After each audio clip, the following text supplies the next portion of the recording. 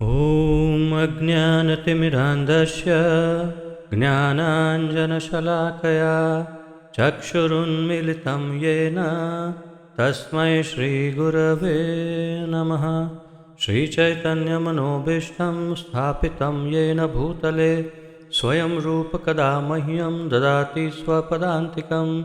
वन्देऽहं श्रीगुरुश्रीयुतपदकमलं श्रीगुरून् वैष्णवांश्च श्रीरूपं साग्रजातं सहगण रघुनाथान्वितं तं सजीवं साद्वैतं सावधूतं परिजनसहितं कृष्णचैतन्यदेवं श्रीराधाकृष्णपादान् सहगण ललिता श्रीविशाखान्वितांश्च।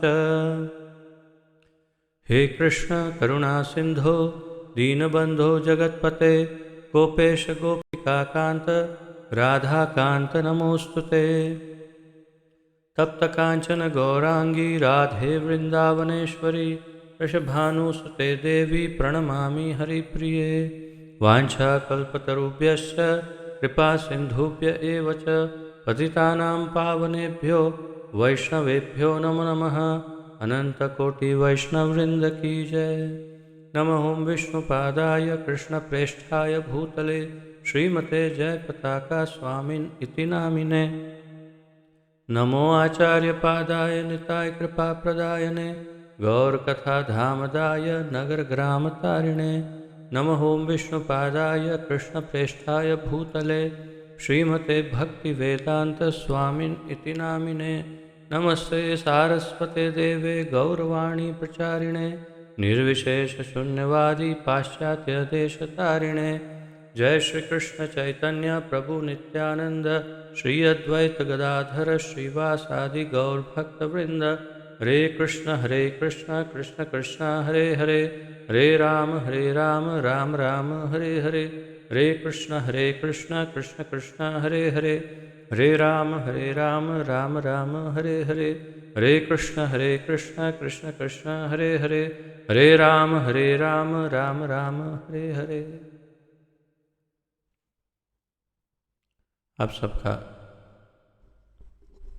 बहुत बहुत स्वागत है आज के इस अत्यंत महत्वपूर्ण तथा दिव्य कार्यक्रम में, जिसके अंतर्गत हम सम्मिलित रूप से श्रीमद् भगवद गीता यथारूप का अध्ययन कर रहे हैं,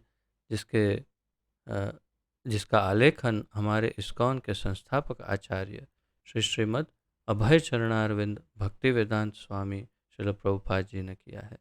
श्रील प्रभुपाद की जय। तो चौथे अध्याय में हम 26वें श्लोक तक पहुँचे हैं।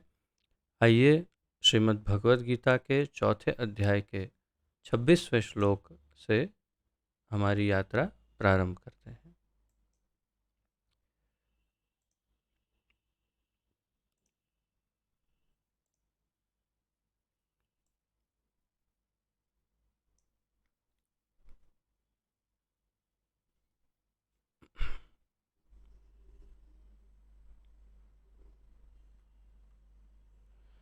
श्रोत्रादीनीन्द्रियाण्यन्ये संयमाग्निषु जुह्वति शब्दादीन् विषयान्यन्य इन्द्रियाग्निषु जुह्वति। श्रोत्रादीनीन्द्रियाण्यन्ये संयमाग्निषु जुह्वति शब्दादीनीन् विषयान्यन्ये क्षमा करिए शब्दादीनीन् विषयान्यन्य इन्द्रियाग्निषु जुह्वति। शब्दार्थ अनुवाद तथा तात्पर्य श्रीमद् अभय चरणारविंद भक्तिवेदांत स्वामी श्रील प्रभुपाद जी द्वारा। श्रोत्र आदिनी, श्रोत्र आदि। अब ये शब्द शायद थोड़ा अपरिचित सा हो सकता है। श्रोत्र आदि, तो श्रोत्र क्या है? श्रोत्र का वास्तव में अगर हम शब्दकोश में देखें तो शब्दकोश में इसका अर्थ बताया है वेदाज्ञ या तो वेदज्ञ जो वेदों का जानने वाला है या ज्ञानी है, जो अ, पढ़ा लिखा, जिसे हम सामान्य भाषा में कहते हैं, तो एक ज्ञानी या वेदज्ञ, जिसको वेदों का ज्ञान हो, या बहुत पढ़ा लिखा लेकिन भौतिक दृष्टिकोण से नहीं, आध्यात्मिक दृष्टिकोण से पढ़ा लिखा, ऐसे व्यक्ति को श्रोत्र कहते हैं। तो श्रोत्र आदिनी, श्रोत्र आदि, इंद्रियाणी, इंद्रियां। तो श्रोत्र, अब ये श्रोत्र शब्द जो है उसका यहाँ पर उपयोग किस तरह से है? श्रोत्र अर्थात सुनने की जो शक्ति है, या तो सुनने की इंद्रिय अर्थात कान। तो श्रोत्र, ये दो शब्द के विभिन्न, जैसे मैं कई बार आपको बता चुका हूँ कि संस्कृत में एक ही शब्द के कई अर्थ हो सकते हैं। यहाँ पर श्रोत्र शब्द का अर्थ श्रोत्र आदिनी इंद्रियाणी, अर्थात कान और बाकी इंद्रिय, इस तरह से यहाँ पर भगवान ने उसका अर्थ किया है। और श्रोत्र जो वेदज्ञ, वो दृष्टिकोण से अगर हम देखते हैं तो भी श्रवण के द्वारा ही ज्ञान को पूर्व में प्राप्त किया जाता था। इसी के कारण उनको श्रोत्र भी कहते थे, क्योंकि वे श्रवण के द्वारा ही ज्ञान को अर्जित करते थे। हम यहाँ पर जो अर्थ है उसी को देखते हैं। श्रोत्र आदिनी अर्थात श्रोत्र आदि, इंद्रियाणी इंद्रियां, अन्य अन्य, संयम संयम की, अग्निषु अग्नि में, जुह्वति अर्पित करते हैं या आहुति देते हैं, अर्पित करते हैं, उसे जुह्वति कहते हैं। शब्द आदिनी, शब्द आदि, विषयान, इंद्रिय तृप्ति के विषयों को, अन्य दूसरे, इंद्रिय इंद्रियों की, अग्निषु अग्नि में, जुह्वति यजन करते हैं। यहाँ एक ही शब्द के अलग अर्थ प्रभुपाद जी ने लिखे हैं। जुह्वति अर्पित करते हैं, जुह्वति यजन करते हैं, अर्थ एक ही है, अर्थात आहुति जैसे देते हैं उस प्रकार। अनुवाद: इनमें से कुछ विशुद्ध ब्रह्मचारी, इनमें से कुछ अर्थात किनमें से? जो ज्ञानियों की हम पूर्व में बात कर रहे थे, या संयमी की बात कर रहे थे, जो अकर्म करने वालों की बात कर रहे थे, उन सब की बातों में हम अभी थोड़ा सा पूर्व अभ्यास फिर करेंगे, तो उसमें ये सब आ जाएगा। तो इनमें से कुछ श्रवण आदि क्रियाओं तथा इंद्रियों को, तो प्रभुपाद जी ने अंदर ये एक शब्द शामिल किया, इनमें से कुछ अर्थात विशुद्ध ब्रह्मचारी श्रवण आदि क्रियाओं तथा इंद्रियों को मन की नियंत्रण रूपी अग्नि में स्वाहा कर देते हैं। तो दूसरे लोग, प्रभुपाद जी ने कहा नियमित गृहस्थ, नियमित गृहस्थ अर्थात जो नियमन करता है, अर्थात जो वास्तविक गृहस्थ है, सिर्फ शादी करके बैठा है उसको गृहस्थ नहीं कह सकते। जो गृहस्थ आश्रम के नियमों का पालन करता है उसी को गृहस्थ कहते हैं। तो नियमित गृहस्थ, इंग्लिश में क्या लिखा है प्रभुपाद जी ने?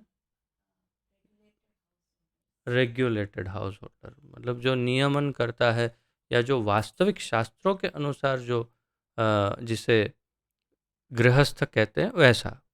इंद्रिय विषयों को इंद्रियों की अग्नि में स्वाहा कर देते हैं।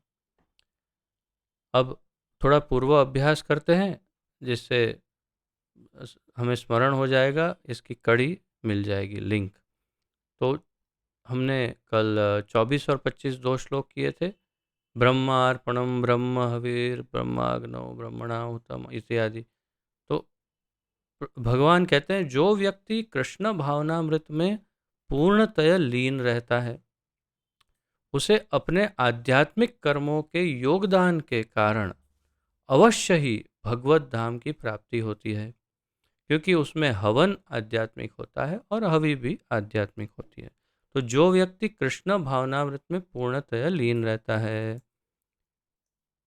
तो यहाँ पर अब हम उस अवस्था तक पहुँचे कि एकदम स्पष्ट रूप से एक भक्त की बात यहाँ हो रही है, जो व्यक्ति कृष्ण भावनामृत में पूर्णतया लीन रहता है।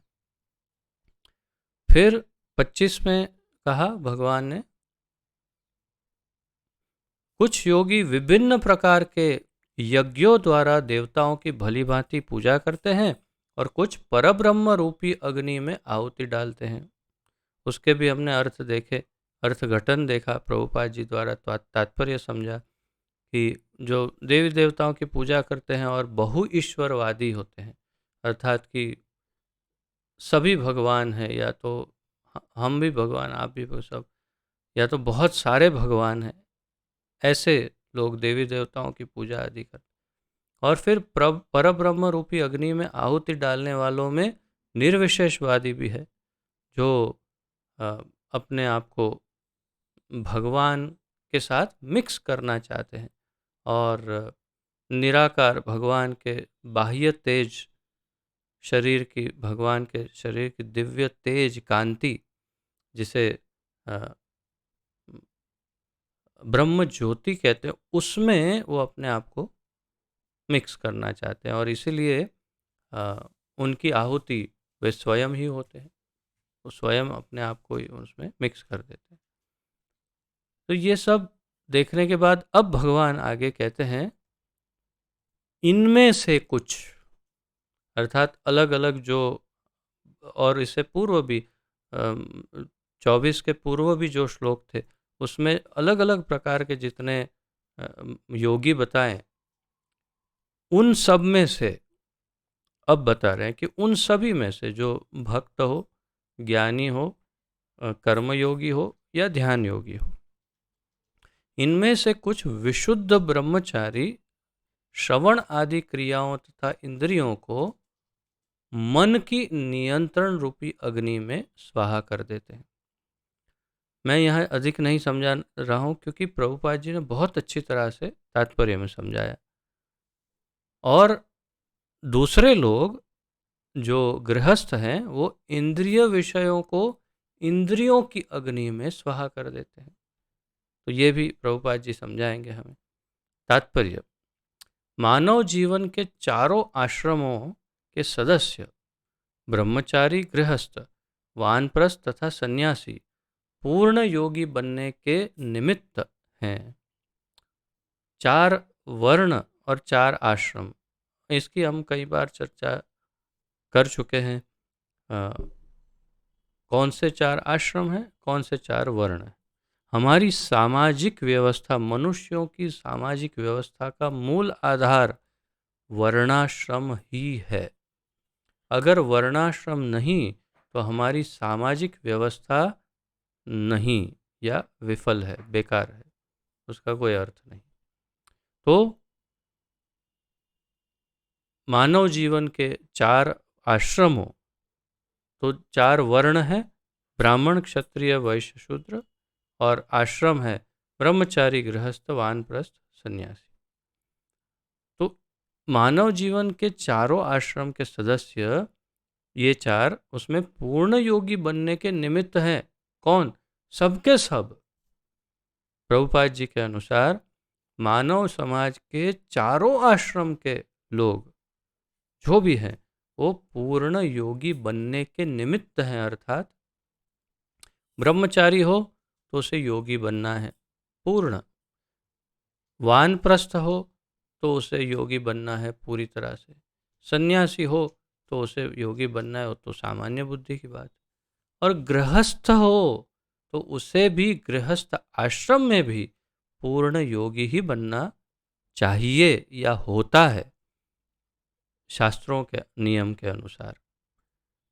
तो ये महत्वपूर्ण जानकारी है कि वर्णाश्रम व्यवस्था में वास्तविक जो ओरिजिनल मूल वर्णाश्रम व्यवस्था है, उसके अनुसार चारों आश्रमों को योगी ही बनना चाहिए, होता है।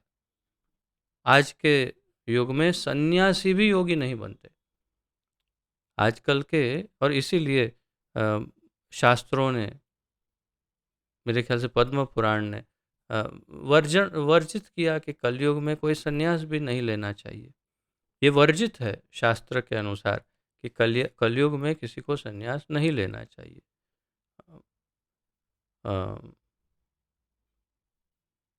ये क्या है, एक बहुत अच्छा श्लोक है।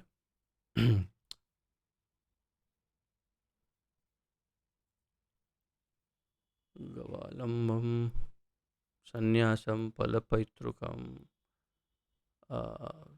शुरुआत उसका मैं भूल गया, जो भी हो, चलिए छोड़िए। तो नहीं, वो एक आगे का सिर्फ शब्द में भूल गया। गवालंबम संन्यासम फलपैतृकम देवरेण सुतोत्पत्तिम कलौ पंच विवर्जय या विवर्जयेत। What is the first one, ये मैं भूल गया। तो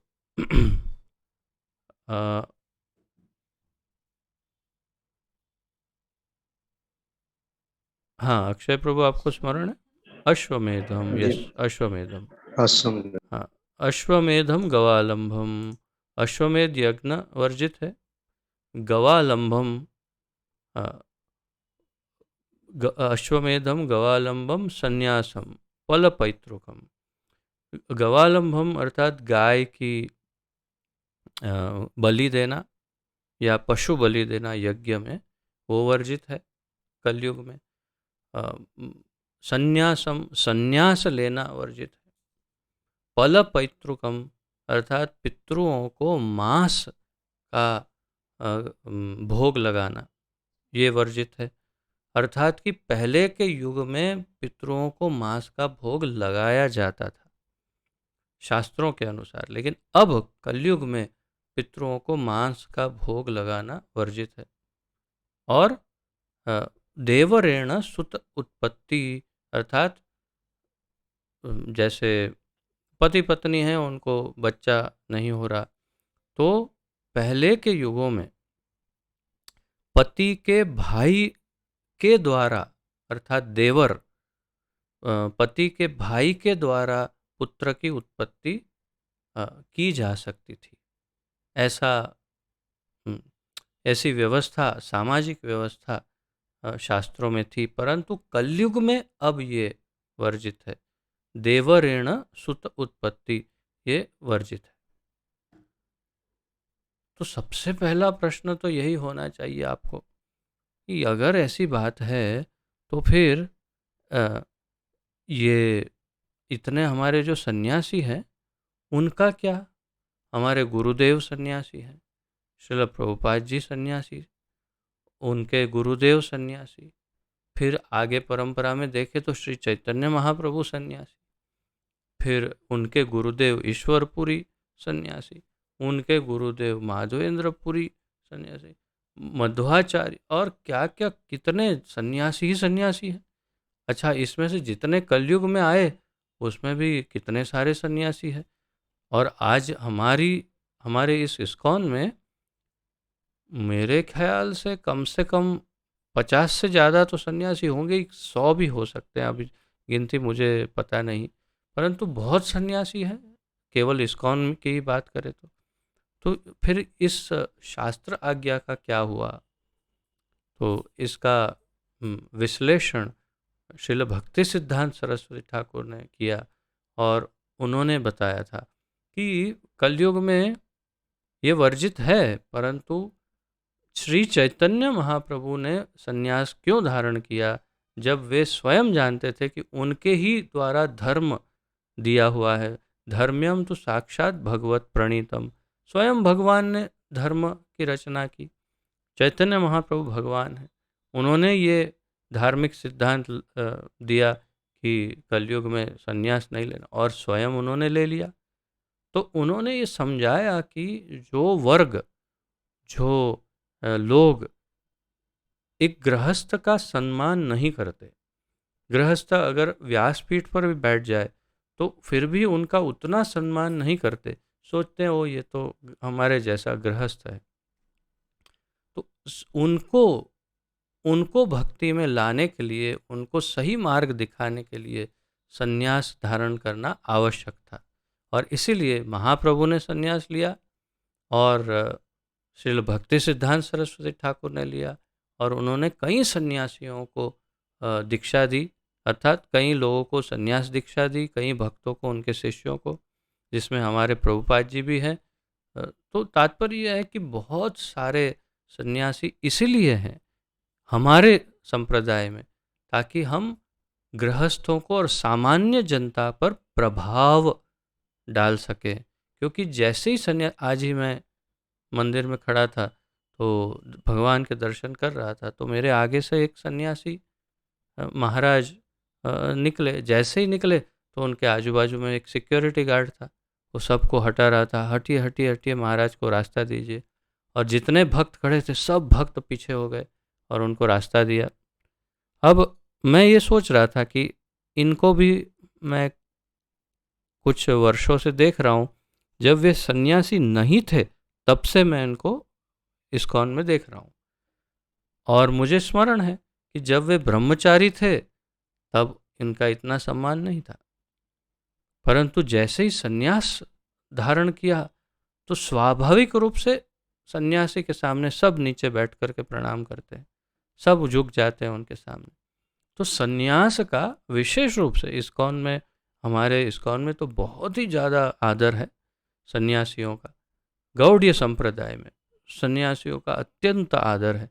तो वैष्णवों के लिए सन्यासी का इतना आदर देखते हुए भगवान ने ये सोचा और हमारे आचार्यों ने ये सोचा कि सन्यास दीक्षा औपचारिकता के लिए ही सही, लेकिन ज़रूरी है ताकि हम दूसरों पर प्रभाव डाल सके और उनको भक्ति में, कृष्ण भक्ति में जोड़ सके। अन्यथा सामान्य रूप से सन्यास वर्जित है। और उसके कई कारण भी है कि जब उसका सन्यास नियम का पालन ही नहीं कर सकते तो वो सन्यास धारण करने की क्या आवश्यकता है, पालन तो हो नहीं पाएगा। और वैसे भी देखिए, एक सन्यासी के लिए किसी भी यंत्र का इस्तेमाल करना वर्जित है। कोई यंत्र, कोई वाहन का उपयोग नहीं कर सकते। भक्ति सिद्धांत सरस्वती ठाकुर हमारे प्रभुपाद जी के गुरुदेव, कितने वर्ष पूर्व की बात है, लगभग एक सदी पूर्व की बात है, 100 वर्ष ऊपर की बात है। तो उस समय श्रील भक्ति सिद्धांत सरस्वती ठाकुर ने एक कार खरीदी। और जानते हैं, आपको लगेगा कार खरीदी इसमें क्या, लेकिन 100 वर्ष पूर्व कार खरीदना कितनी बड़ी बात थी जानते हैं? पूरे कोलकाता शहर में केवल 2 ही गाड़ियां थी, एक धनवान व्यक्ति के पास और दूसरी श्रील भक्ति सिद्धांत सरस्वती ठाकुर के पास। तो लोगों ने तुरंत पूछा, अरे सन्यासी ने कार खरीदी, ये कैसे? तब उन्होंने तुरंत उत्तर दिया कि मैं मेरा इतना सारा समय क्यों नष्ट करूं, मुझे एक जगह से दूसरी जगह जाना है, कितने लोगों को भक्त बनाना है, तो उसके लिए समय बचाना है, इसलिए मैं यंत्र का उपयोग करूंगा। तात्पर्य यह है कि ये सन्यास जो है वो एक ऐसी औपचारिकता है कि जिसके अंदर कोई बनावट नहीं, कोई आडंबर, कोई दिखावा, कोई छल नहीं है। परंतु नियमों का पालन नहीं भी कर पाए तो उसका उपयोग प्रचार के लिए करना है, लोगों को भक्त बनाने के लिए। क्योंकि सन्यास वस्त्र देखते ही लोग उनका आदर करते हैं, उनकी बात सुनते हैं, ये हम भी देखते हैं। तो तात्पर्य यही है। अब देखिए, मान लीजिए, अनुमान लगाइए कि मैंने सन्यास वस्त्र धारण किए हो, तो अभी मान लेते हैं अभी जूम पर मेरे सामने यहाँ पर 20, 25, 30, 35 जन बैठे हो, तो जैसे ही अगर मैंने सन्यास वस्त्र धारण करके हाथ में एक डंडा पकड़ा हो तो यहाँ हो सकता है 100, 150 हो जाए, तो तुरंत फर्क पड़ जाता है बहुत, और प्रचार में भी बहुत प्रभाव आता है। ये केवल एक आपको उदाहरण के लिए बता रहा हूँ, तो ऐसा कुछ होने का कोई चांस नहीं है। तो यहाँ से तुरंत बड़ी बड़ी आंखें दिखा रहे हैं जैसे संन्यास की बात की, इसलिए ऐसा कोई चांस नहीं है। तो ये पांच चीज़ें, कलौ पंच विवर्जयेत, ये पांच चीज़ें वर्जित है, लेकिन संन्यास आश्रम भी जरूरी है। अब हम यहाँ पर बात कर रहे थे कि एक सन्यासी, वो तो स्वाभाविक रूप से जो है वो योगी हो सकता है, और ब्रह्मचारी को तो योगी होना ही पड़ेगा, क्योंकि उसको ब्रह्मचारी आश्रम में बहुत सारे नियम का पालन करना। वानप्रस्थ सामान्य बुद्धि की बात है कि वन में चला गया तो क्या करने गया, योगी बनने ही गया है। तो गृहस्थ कैसे योगी बने, यही बात हम काफ़ी सारे प्रभुपाद जी के लेक्चरों या पुस्तकों ग्रंथों के द्वारा समझते हैं कि हर वस्तु में नियम का पालन अगर करता है गृहस्थ, तो वो भी योगी ही कहलाता है। लेकिन हर वस्तु में नियम हो, नियमित गृहस्थ, इसीलिए प्रभुपाद जी ने शब्द इस्तेमाल किया अनुवाद में, नियमित गृहस्थ। तो ये चारों योगी बनने के निमित्त हैं। आगे कहते हैं, मानव जीवन पशुओं की भांति इंद्रिय तृप्ति के लिए नहीं बना है, अतएव मानव जीवन के चारों आश्रम इस प्रकार व्यवस्थित हैं कि मनुष्य आध्यात्मिक जीवन में पूर्णता प्राप्त कर सके। मनुष्य जीवन क्यों मिला? मनुष्य जीवन क्यों है? आहार निंद्रा भय मैथुनम च सामान्यम एतत् पशुभिर नराणाम धर्म्यम ही तेषाम अधिको विशेषो धर्मेन ही न पशु भी समान। अर्थात आहार, निंद्रा, भय और मैथुन, ये चारों वस्तु पशु में भी है, मनुष्य में भी है। लेकिन यदि धर्म नहीं है, ब्रह्म जिज्ञासा नहीं है, अथा तो ब्रह्म जिज्ञासा, मैं कौन हूँ, क्या मैं ये शरीर हूँ, भगवान कौन है, क्या भगवान है, मेरा और भगवान का क्या संबंध है, अगर ऐसे प्रश्न हो और धर्म का पालन करे तो ही उसे मनुष्य कहते हैं। अब आप अनुमान लगाइए कि कितने लोग मनुष्य नहीं कहलाए जा सकते। आप यही अनुमान लगाइए, आप अपने पड़ोस में ही देखिए, मित्र मंडल में देखिए, संबंधियों में देखिए, आपको ऐसे कितने सारे द्विपाद पशु दिखेंगे। द्विपाद अर्थात दो पैर वाले, कि जो कभी कभी किसी से नहीं पूछा मैं कौन हूँ, कहाँ से आया, मृत्यु के बाद क्या होता है, क्या मैं ही शरीर हूँ, क्या कोई भगवान जैसा कुछ है, हमारा क्या समझ, ये सब, ये किसने पृथ्वी बनाई, ये सब किसने किया, कुछ नहीं। उनको जब बात करते हैं तो बोलते हैं मैं ही तो भगवान हूँ, उसमें कौन सी बड़ी बात है। ऐसे द्विपाद पशु, दो पैर वाले पशु आपको आपके आजू बाजू में बहुत मिलेंगे। जैसे जैसे कलयुग बढ़ता जाएगा ऐसे पशु बढ़ते जाएंगे, लेकिन वास्तव में हम पशु नहीं हैं। हमें ये ब्रह्म जिज्ञासा होनी चाहिए कि भाई ये सब क्या है। तो इसीलिए यहाँ पर प्रभुपाद जी कहते हैं, अतएव मानव जीवन के चारों आश्रम इस प्रकार व्यवस्थित हैं कि मनुष्य आध्यात्मिक जीवन में पूर्णता प्राप्त कर सके। तो इसीलिए ये वर्णाश्रम व्यवस्था की रचना की भगवान ने। और आप जानते हैं ये भगवान की व्यवस्था है। भगवत गीता में हमने अभी अभी कुछ दिन पूर्व ही पढ़ा है, चातुर्वर्णम मया सृष्टम गुण कर्म विभागशः, चार वर्णों की रचना मैंने की, भगवान कहते हैं। तो ये सारी व्यवस्था भगवान की बनाई हुई है। वर्णाश्रम क्यों बनाई है? प्रभुपाद जी कहते हैं मनुष्य आध्यात्मिक जीवन में पूर्णता प्राप्त कर सके, इसलिए, ताकि मनुष्यों को आध्यात्मिक जीवन में पूर्णता मिले, इसलिए।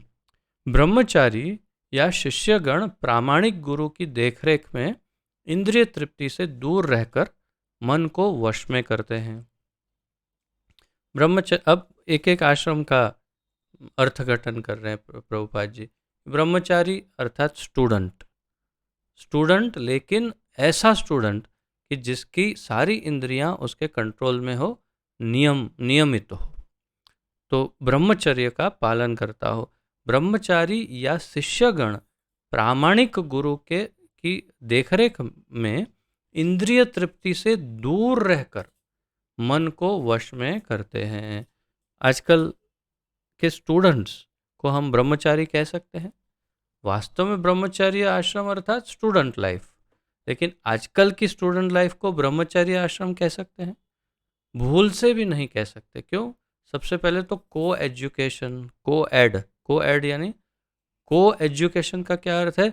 स्त्री और पुरुष एक साथ में ही पढ़ते हैं। किस तरह संभव है? मैं इतनी अत्यधिक आधुनिक पाठशाला में शिक्षा मैंने ग्रहण की अहमदाबाद में, GLS,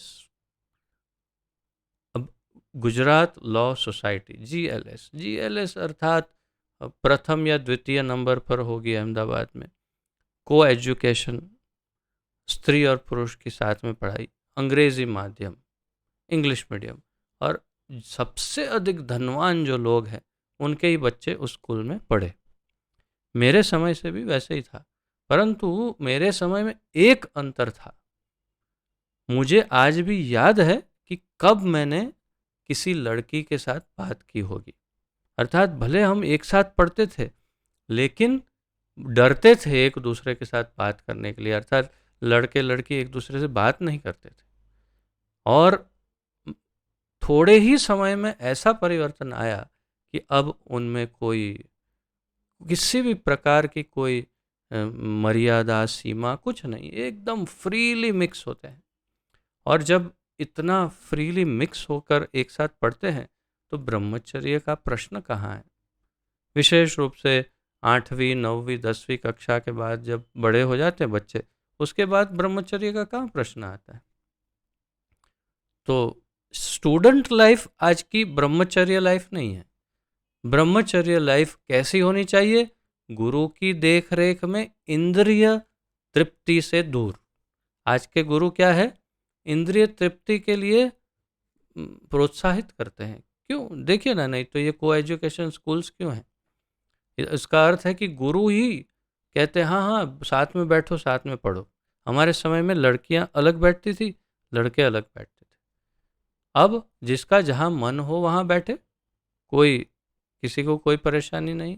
लड़के और लड़कियां एक साथ भी बैठ सकते हैं, आपस में दोस्त हो तो एक साथ बैठो।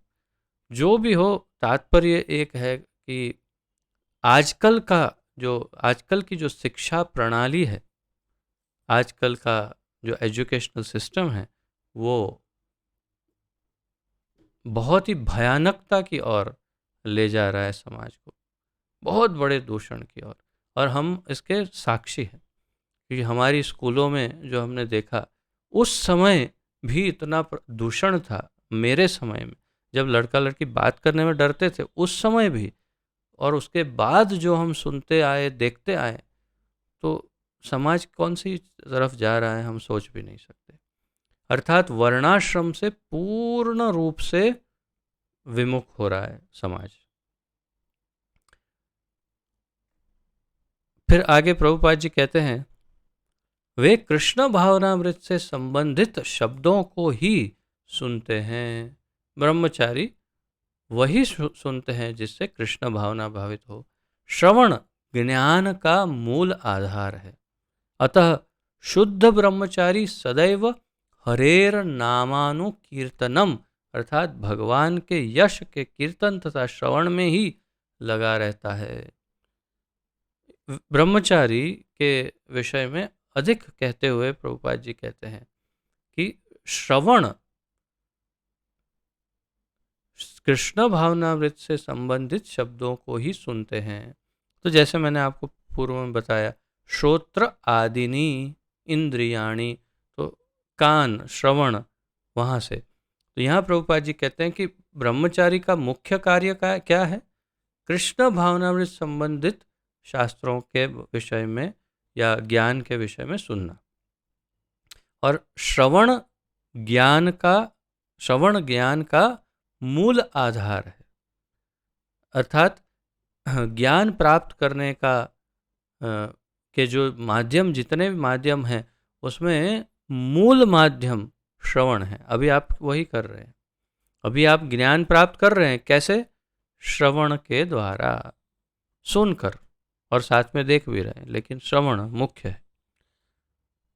तो और फिर कहते हैं अतः शुद्ध ब्रह्मचारी सदैव हरेर नाम अनुकीर्तनम, हरेर नामानुकीर्तनम, अर्थात भगवान के यश के कीर्तन तथा श्रवण में ही लगा रहता है।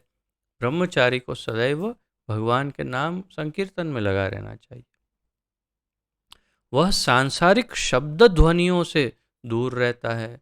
सांसारिक शब्द ध्वनि अर्थात फिल्मी गाने, rock music, pop music, disco वगैरह,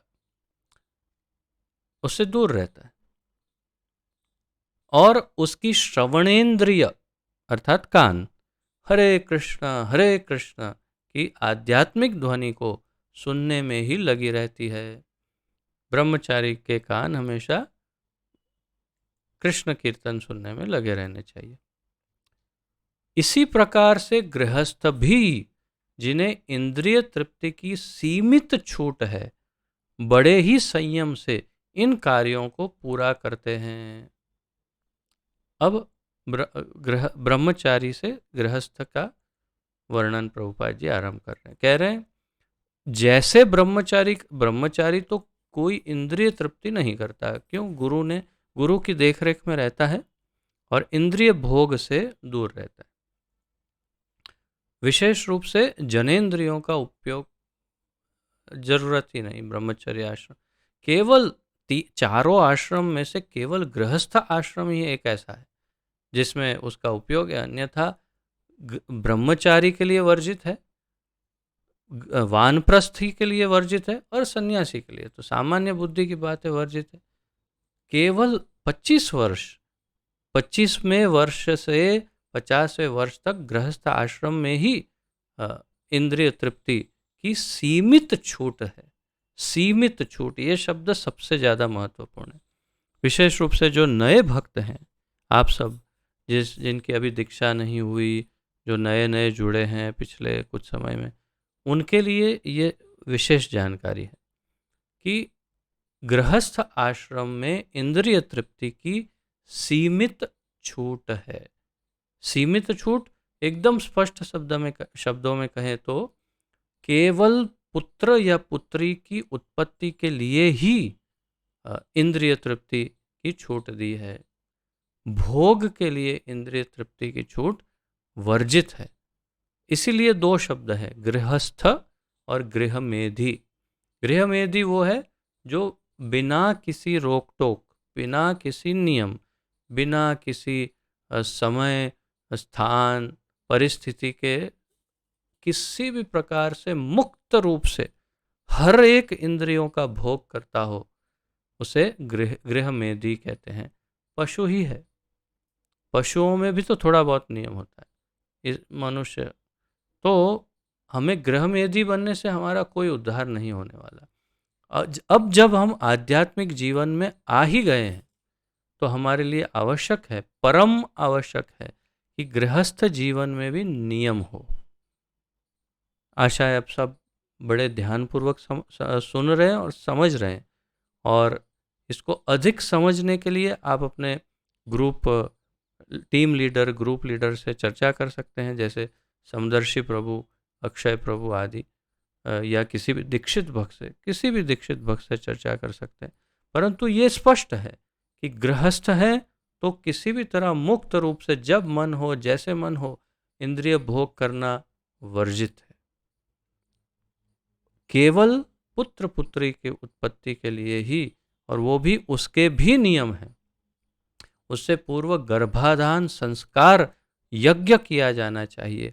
जब वो यज्ञ हो उसके बाद पुत्र पुत्री की उत्पत्ति के लिए मिलन कर सकते हैं। ऐसे सब नियम हैं। तात्पर्य है इसमें कुछ हद तक थोड़ी बहुत छूट छाट है, परंतु मूल नियम ये है। मैं ये नहीं कहता कि एकदम से आप सब इसे पालन करने लग जाएंगे या लग सकते हैं। मैं जानता हूँ, परंतु नियम ये है, और हमारे आचार्य, हमारे गुरुजन भी हमें ये कहते हैं कि ये करना है। जब भी हम दीक्षा का फॉर्म भरते हैं दीक्षा के लिए, तो उसमें ये लिखा हुआ रहता है कि मैं ये प्रतिज्ञा करता हूँ या नियम लेता हूँ कि मैं केवल सुपुत्र या सुपुत्री की उत्पत्ति के लिए ही मैं इंद्रिय भोग करूँगा या करूँगी। इस प्रकार के नियम दीक्षा के फॉर्म में भी होते हैं। आशा है ये सब सुनकर कोई भाग न जाए, परंतु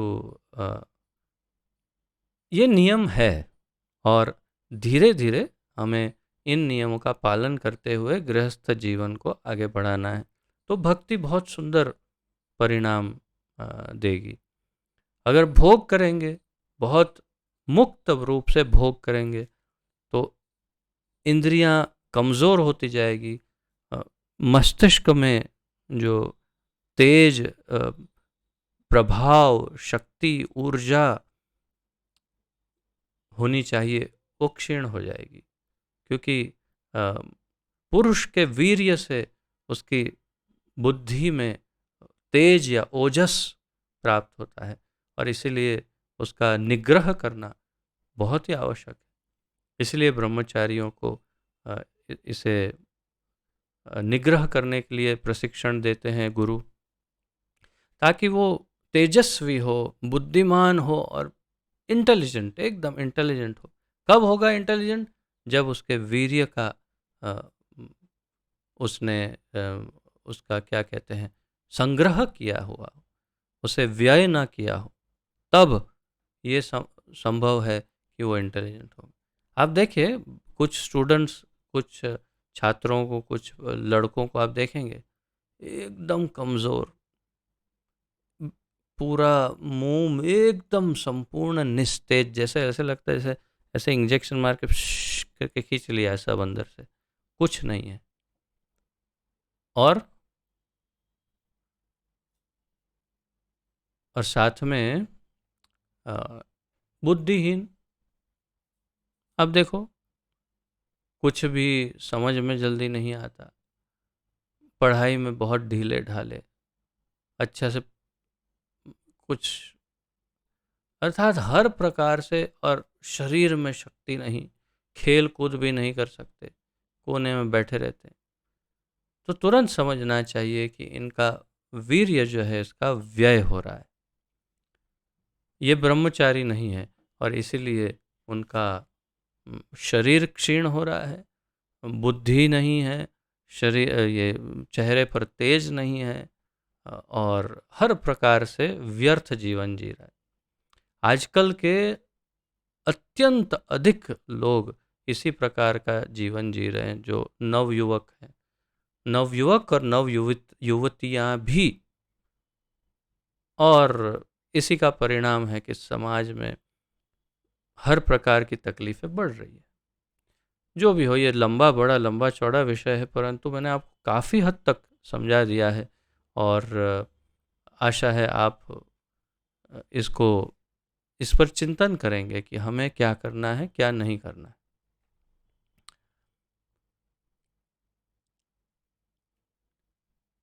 तो प्रभुपाद जी बता रहे हैं, जिन्हें इंद्रिय तृप्ति की सीमित छूट है, बड़े ही संयम से इन कार्यों को पूरा करते हैं। यौन जीवन, मादक द्रव्य सेवन और मांसाहार मानव समाज की सामान्य प्रवृत्तियां हैं, किंतु संयमित गृहस्थ कभी भी यौन जीवन तथा अन्य इंद्रिय तृप्ति के कार्यों में अनियंत्रित रूप से प्रवृत्त नहीं होता। समझ गए? प्रभुपाद जी स्पष्ट कह रहे हैं, यौन जीवन अर्थात स्त्री और पुरुष का संबंध, और मादक द्रव्य, नशा, मांसाहार और जुआ भी, ये सब मनुष्य जीवन की सामान्य प्रवृत्तियां हैं, परंतु संयमित गृहस्थ कभी भी यौन जीवन तथा इंद्रिय तृप्ति के कार्यों में अनियंत्रित रूप से प्रवृत्त नहीं होता, ना ही होना चाहिए। आध्यात्मिक लोगों को, सुशांत प्रभु सुनने में कठिनाई हो रही है? अच्छा, तो ये बात बहुत ही महत्वपूर्ण है हम भक्तों के लिए।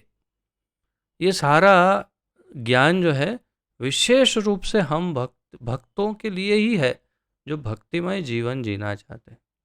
उनके लिए बड़ा विशेष है ये कि हमें बहुत ही नियंत्रित इंद्रियों के साथ जीवन जीना चाहिए। इसी उद्देश्य से प्रत्येक सभ्य मानव समाज में धर्म विवाह का प्रचलन है, और इसीलिए हर एक अच्छे समाज में धर्म विवाह अर्थात इंग्लिश में क्या लिखा आपको? ओके, धर्म विवाह। तो धर्म विवाह का प्रचलन है, अर्थात जो भी योग्य विवाह होता है उसे धर्म विवाह कहते हैं। अयोग्य विवाह क्या होता है, प्रश्न पूछेंगे। अयोग्य विवाह भी होता है। आप पूछेंगे किसको कहते हैं अयोग्य विवाह? लड़के का लड़के के साथ विवाह, या लड़की का लड़की के साथ विवाह, या इत्यादि, या फिर बहुत सारे जो भी है, ये सब गे मैरिजेस जिसे कहते हैं, ये सब संपूर्ण रूप से अयोग्य है, अधार्मिक है, शास्त्र विरुद्ध है। कहीं भी शास्त्रों में उसका उल्लेख नहीं, ना ही इसकी अनुमति है शास्त्रों में। तो सभ्य मानव समाज में योग्य पात्र स्त्री और पुरुष उनके स्वभाव को देखते हुए, उनकी कुंडलियों को, जन्माक्षर को, जन्म कुंडलियों को मिलन करके, उसके गुण देख करके, सब चीज़ें देख करके, परिवारों को देखकर, सब देख करके अच्छी तरह से जो सामाजिक रूप से शादी हो, और फिर एकदम कंट्रोल्ड संयमित जीवन जिए शादी के बाद भी, उसे कहते हैं गृहस्थ। तो ये प्रभुपाद जी ने हमें बताया, परंतु आजकल इससे विपरीत दिशा में सब जा रहा है। शादी ही कहाँ करते हैं अब तो, धीरे धीरे धीरे लिव इन रिलेशन बहुत ही ज़्यादा कॉमन होता जा रहा है। लिव इन रिलेशनशिप अर्थात बस दोनों को, एक दूसरे को सोचा कि हाँ ठीक है, हम दोनों एक दूसरे को पसंद करते हैं, चलो रहने लगते हैं एक साथ। ये आजकल बहुत अधिक प्रचलित होता जा रहा है, लिव इन रिलेशनशिप। बस लड़का लड़की साथ में रहना आरंभ कर देते हैं। ऐसा नहीं होना चाहिए। ये हाँ, ऐसा हो सकता है। कब? अगर आपको एक पूँछ हो, एक आध दो सींग हो, दो चार बड़े बड़े दांत वांत हो, बड़े बड़े नाखून, ऐसा कुछ हो, शरीर पे बड़े बड़े बाल उगते हो, और आप कूदते हो, ऐसा कुछ करते हो।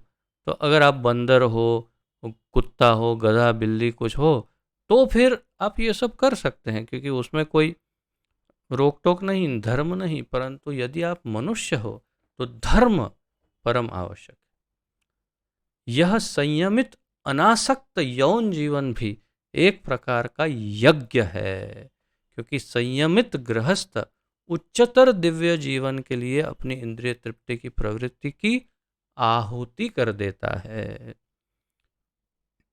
अंतिम वाक्य में प्रभुपाद जी ने यज्ञ के साथ उसकी तुलना करके ये बताया कि क्यों गृहस्थ जीवन में क्यों गृहस्थ को योगी कह सकते हैं, क्यों उस जीवन को मुनियों जैसा जीवन कह सकते हैं, क्यों उसे योगी कह सकते हैं, इसका क्या कारण है। तो इसी को समझाते हुए आखिरी लाइन में प्रभुपाद जी समझाते हैं, यह संयमित अनासक्त यौन जीवन। यौन जीवन अर्थात स्त्री और पुरुष का मिलन, लेकिन कैसा? अनासक्त, अर्थात उसमें आसक्ति नहीं है। ये इसीलिए है मिलन ताकि कोई उत्तम भक्त पुत्र या उत्तम भक्त पुत्री की उत्पत्ति कर सके। केवल उसी लिए मिलन हो तो उसे अनासक्त और संयमित यौन जीवन कहते हैं। और ये भी एक प्रकार का यज्ञ है। इसे भी धर्मा विरुद्धो कामोस्मि भगवान कहते हैं, भगवत गीता में आगे हम देखेंगे। भगवान कहते हैं धर्म विरुद्धो कामोस्मि, मैं ही काम हूं, परंतु कैसा? धर्म अविरुद्धो, जो धर्म के विरुद्ध ना हो, अर्थात धार्मिक रूप से जो काम होता है वो मैं हूं।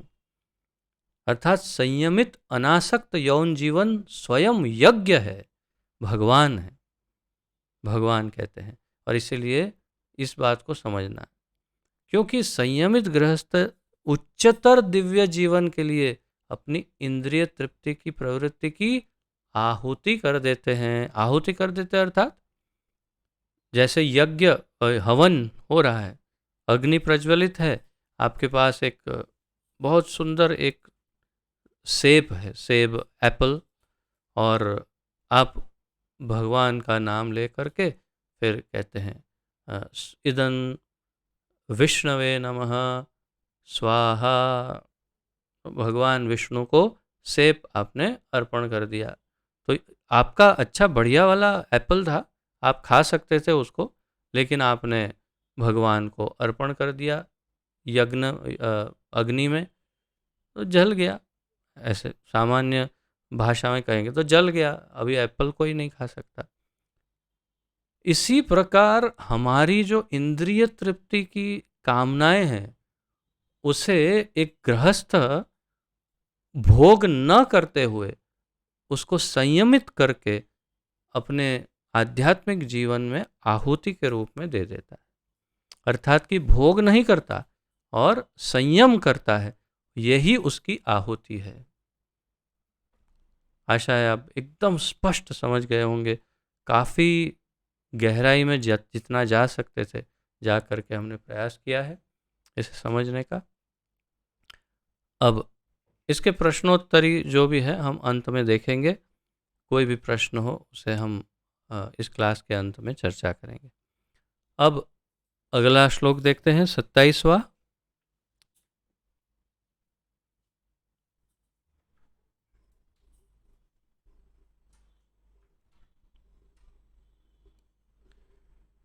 सर्वाणीन्द्रियकर्माणि प्राणकर्माणि चापरे आत्मसंयम योगाग्नौ जुह्वति ज्ञानदीपिते। सर्वाणीन्द्रियकर्माणि प्राणकर्माणि चापरे आत्मसंयम योगाग्नौ जुह्वति ज्ञानदीपिते। शब्दार्थ, सर्वाणी सारी इंद्रिय, सारी क्षमा करें, सर्वाणी सारी इंद्रिय इंद्रियों के, कर्माणि कर्म, प्राण कर्माणि प्राणवायु के कार्यों को, च भी अपरे अन्य, आत्मसंयम मनोनिग्रह को, योग संयोजन विधि, अग्नौ अग्नि में, जुह्वति अर्पित करते हैं, ज्ञान दीप्ते आत्म साक्षात्कार की लालसा के कारण। अनुवाद, दूसरे जो मन तथा इंद्रियों को वश में करके आत्म साक्षात्कार करना चाहते हैं, संपूर्ण इंद्रियों तथा प्राणवायु के कार्यों को संयमित मन रूपी अग्नि में आहुति कर देते हैं। यहाँ से अष्टांग योग की का थोड़ा बहुत परिचय भगवान देना आरंभ कर रहे हैं। आगे पूरा अष्टांग योग को काफ़ी डिटेल में समझाएंगे आगे के श्लोकों में भगवान, क्योंकि इसके अंदर और शरीर में कितने प्रकार के वायु हैं, उन सब वायुओं का किस तरह नियमन करना है और किसका क्या, ये काफ़ी सारी महत्वपूर्ण जानकारी यहाँ से आगे अब हमें टेक्निकल डिटेल, बहुत सारी टेक्निकल डिटेल्स, तकनीकी जानकारी हमें प्राप्त होगी जो शायद अ, थोड़ा समझने में थोड़ा सा कठिन लगे, परंतु आप नोट्स लिखिएगा, 2-4 बार पढ़िएगा तो समझेंगे। तो फिर से, दूसरे जो मन तथा इंद्रियों को वश में करके आत्म साक्षात्कार करना चाहते हैं, तो जैसे ब्रह्मचारी है या सन्यासी है या जो योगी है, विशेष रूप से ध्यान योगी, तो ध्यान योगी अपने मन और इंद्रियों को अपने वश में करते हैं और ये करने के बाद वे आत्म साक्षात्कार करना चाहते हैं। संपूर्ण इंद्रियों तथा प्राण वायु के कार्यों को देखिए, इसमें सारी इंद्रियों की बात है और प्राण वायु, यहाँ ये शब्द है प्राण वायु। प्राण वायु शब्द जो है बहुत विशिष्ट है। जैसे मैंने आपको पूर्व में बताया, अनेक प्रकार के वायुओं के विषय में आगे हम समझेंगे। तो प्राण वायु ये जो शब्द है, उसका जो विशिष्ट अर्थ है वही हमें यहाँ थोड़ा सा परिचय मिलेगा तात्पर्य में। तो इंद्रियों तथा प्राण वायु के कार्यों को संयमित मन रूपी अग्नि में आहुति कर देते हैं। तो कुछ लोग किसे किस में आहुति देते हैं? संपूर्ण इंद्रिय तथा प्राण वायु के कार्यों को संयमित मन रूपी अग्नि में आहुति कर देते हैं। तो अग्नि क्या है? संयमित मन, ये अग्नि है। ध्यान योगियों के लिए, जो ध्यान योगी है उनके लिए मन का निग्रह, मन का कंट्रोल या संयमित मन, वो एक अग्नि है। और उसमें आहुति क्या है उनकी? सारी इंद्रियों का कंट्रोल और प्राण वायु के कार्यों को संयमित करना। अब इंद्रियों का कंट्रोल हम समझ सकते हैं, मन को संयमित करना भी हम समझ सकते हैं, लेकिन प्राण वायु के कार्यों को कैसे कंट्रोल कर सकते हैं, ये तो हमें बिल्कुल जानकारी नहीं है। हम तो जानते ही नहीं कि प्राण वायु क्या है, कहाँ है। तो ये सब अष्टांग योग की, पतंजलि की के सूत्रों में ये सब जानकारियाँ हमें प्राप्त होती है। प्रभुपाद जी आगे उसका परिचय थोड़ा बहुत देंगे तात्पर्य में। तो आइए प्रभुपाद जी से ही इसके विषय में अधिक सुनते हैं तात्पर्य में।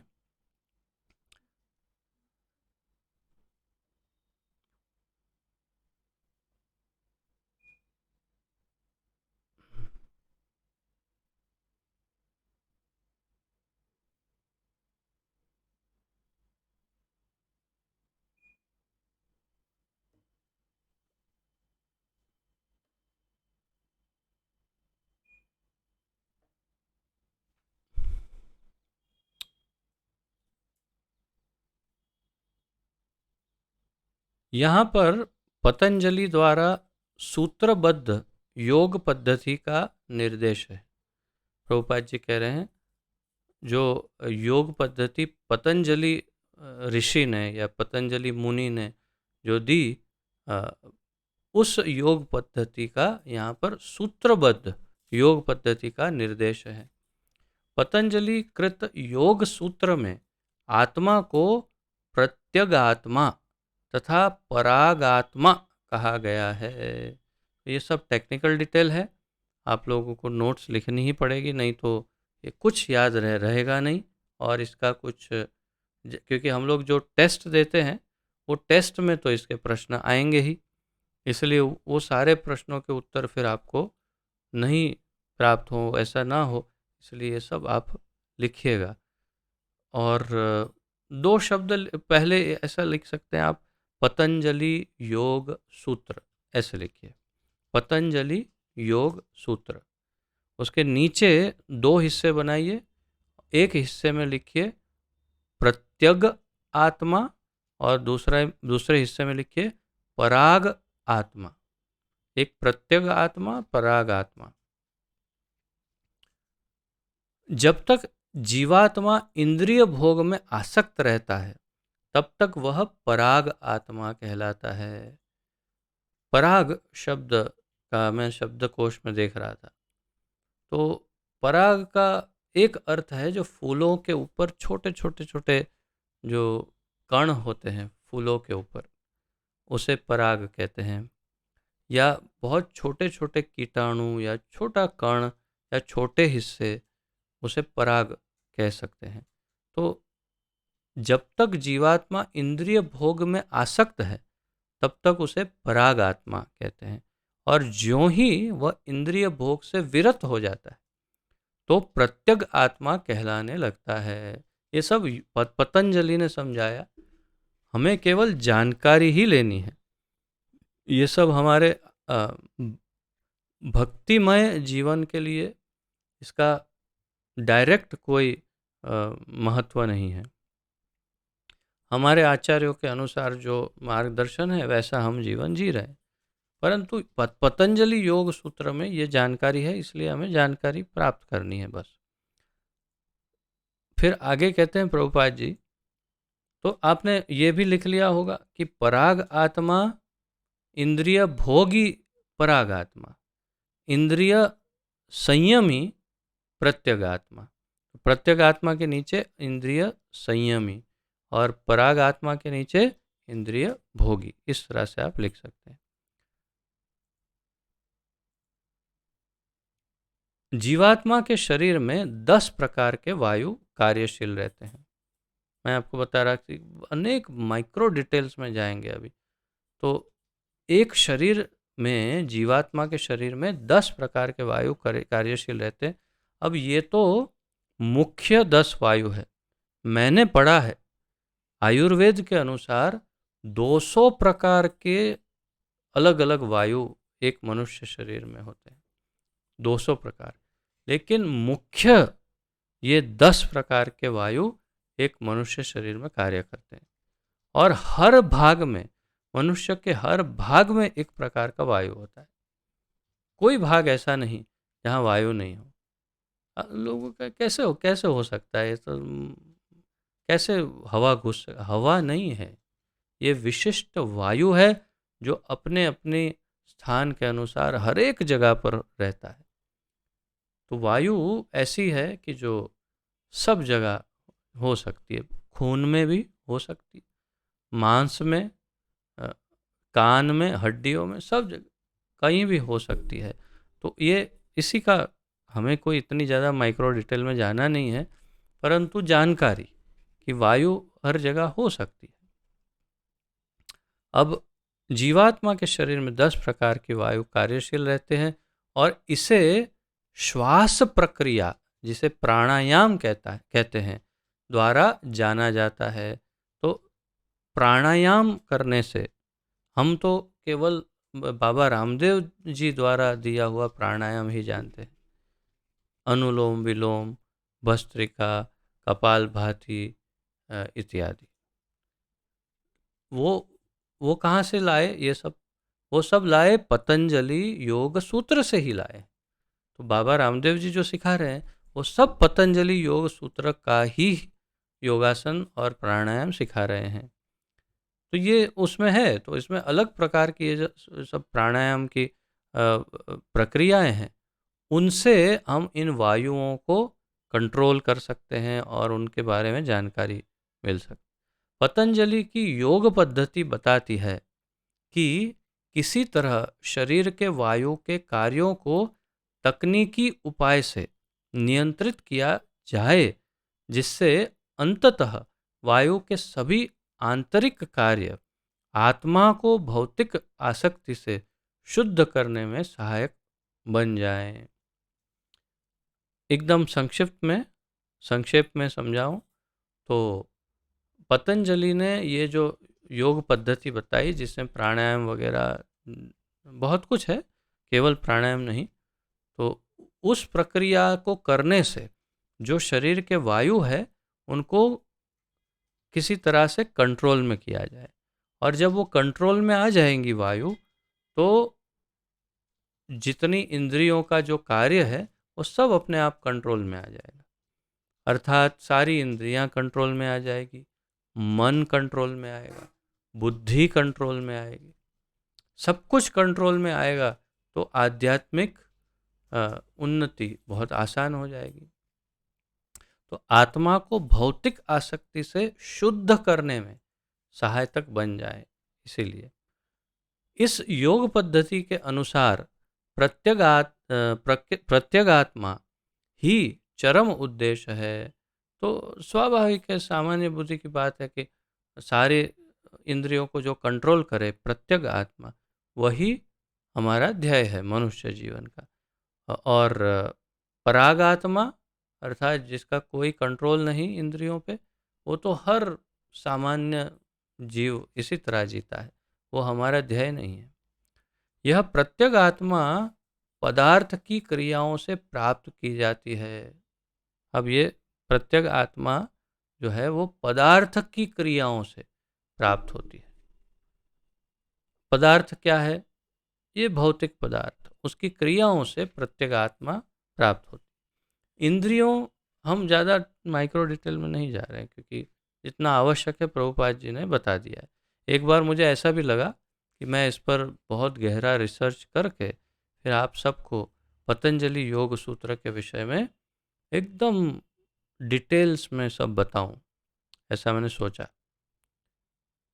मेरे पास ऐसे कुछ, मैं जैसे कुछ आयुर्वेदिक डॉक्टर्स को मैं जानता हूँ, हमारे परिवार में भी हैं, फिर हमारे संपर्क में ऐसे ऐसे भी हैं जो योग, ये पतंजलि योग सूत्र आदि में पीएचडी किए हुए हैं, डॉक्टरेट, अर्थात उन्होंने बहुत ही गहरा अध्ययन किया योग सूत्रों का। उनसे भी मैंने सोचा कुछ आपको जानकारी, लेकिन मुझे लगा कि जितना हमारे लिए ज़रूरी है उतना ही प्रभुपाद जी ने दिया है, तो उससे अधिक जाने की आवश्यकता क्या है। हमारे पास कहाँ कितना समय है कौन जानता है।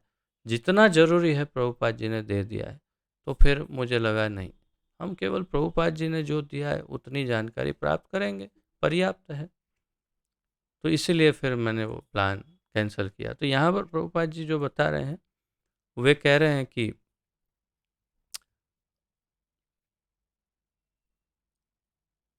इंद्रियां इंद्रिय विषयों से प्रतिक्रिया करती हैं। यथा कान सुनने के लिए, आँख देखने के लिए, नाक सूंघने के लिए, जीभ स्वाद के लिए तथा हाथ स्पर्श के लिए। और ये सब इंद्रियां मिलकर आत्मा से बाहर के कार्यों में लगी रहती हैं। बाहर के कार्यों में अर्थात आध्यात्मिक कार्य नहीं, भौतिक कार्यों में ये इंद्रियां लगी रहती है आत्मा के द्वारा। ये ही कार्य प्राणवायु के व्यापार या क्रियाएं हैं। तो प्राणवायु क्या करती है? ये सारी क्रियाएं, जैसे मैं अभी बात कर रहा हूँ, मेरा हाथ हिल रहा है, मुंह चल रहा है, सर हिल रहा है, तो शरीर चल रहा है, ये सब क्रियाएं क्यों हो रही है? प्राणवायु के कारण। मुख्य क्या है इस शरीर में? प्राणवायु। तो प्राणवायु कैसे कार्य करती है? आत्मा के साथ, इन सभी इंद्रियों के साथ मिलकर के ये कार्य करती है। तो इसमें आत्मा, बुद्धि, मन, अहंकार या अहंकार क्या, ये इंद्रियां, ये सब मिल करके प्राणवायु का उपयोग करके क्रियाओं में परिवर्तित होता है। काफ़ी अच्छी टेक्निकल डिटेल है और काफ़ी सरल समझाया है प्रभुपाद जी ने। अगर थोड़ा ध्यान से सुनेंगे अच्छे से समझ में आएगा। आत्मा कैसे कार्य करता है? इंद्रियों का उपयोग करके और प्राणवायु का उपयोग करके आत्मा क्रियाएं करता है शरीर से। अपान वायु नीचे की ओर जाती है। व्यान वायु से संकोच तथा प्रसार होता है। समान वायु से संतुलन बना रहता है और उदान वायु ऊपर की ओर जाती है। और जब मनुष्य प्रबुद्ध हो जाता है तो वह इन सभी वायुओं को आत्म साक्षात्कार की खोज में लगाता है। यहाँ पर कुछ वायुओं का, 10 में से कुछ वायुओं का परिचय दिया प्रभुपाद जी ने, जो मुख्य है। एक अपान वायु, दूसरी व्यान वायु, तीसरी समान वायु, चौथी उदान वायु और पांचवी, चार ही वायु, हाँ, चार ही वायु का। तो अपान, उदान, समान और व्यान, ये चार वायुओं के विषय में यहाँ प्रभुपाद जी ने बताया। 10 में से 4। अपान वायु नीचे की ओर जाती है, जो हम कहते हैं गैस, तो वो अपान वायु। फिर व्यान वायु संकोच, संकोच करना अर्थात ऐसे संकुचित करना या उसको छोटा करना या उसको दबाना, उसे संकोच कहते हैं। संकोच तथा प्रसार अर्थात प्रसारण करना, एक जगह से दूसरी जगह ले जाना, उसे प्रसार करना, उसके लिए व्यान वायु कार्य करती है, जो सब जगह सब कुछ पहुंचाती है। समान वायु से संतुलन बना रहता है, समान वायु से शरीर का संतुलन बना रहता है। और उदान वायु ऊपर की ओर जाती है, उदान वायु ऊपर की ओर जाती है। जब मनुष्य प्रबुद्ध हो जाता है तो वह इन सभी वायुओं को आत्म साक्षात्कार की खोज में लगाता है। अब ये टेक्निकल डिटेल है, कैसे करता है वो पूछने से जवाब नहीं मिलेगा। जब व्यक्ति इन वायुओं को आत्म साक्षात्कार की खोज में कैसे लगा, अब ये तो उसके लिए तो पतंजलि योग सूत्र समझ करके, उन्हीं सब प्राणायाम योगासनों का प्रयोग करके, ध्यान धारणा ये सब करके फिर धीरे धीरे समझ में आएगा कि कैसे होगा। लेकिन हमें उसकी आवश्यकता ही नहीं है, हमें ध्यान योग में कहाँ जाना है। और वो वैसे भी ध्यान योग तो सत्य युग का युग धर्म था, अभी तो हरिनाम संकीर्तन ही युग धर्म है। केवल संकीर्तन करो, हरिनाम संकीर्तन, और ये सारा इतनी मेहनत करने का जो भी फल है वो बस तुरंत ही प्राप्त हो जाएगा सरलता से। यही हमारे लिए उचित है और योग्य भी है। हरि नाम संकीर्तन। हरे कृष्ण कृष्ण कृष्ण हरे हरे, हरे राम राम राम हरे हरे। तो सदैव जप करिए, कीर्तन करिए और आनंद में रहिए। मेरे विचार से आज यहीं तक लेते हैं, अन्यथा और बहुत ज़्यादा लेट हो जाएगा। एक और ले लूँगा तो श्लोक, हाँ लंबा है। ठीक है, तो आज यहाँ पर ही विराम लेते हैं। प्रश्नोत्तरी देखते हैं, किसी का कोई प्रश्न जिज्ञासा आदि हो तो उसे लेने का प्रयास करते हैं।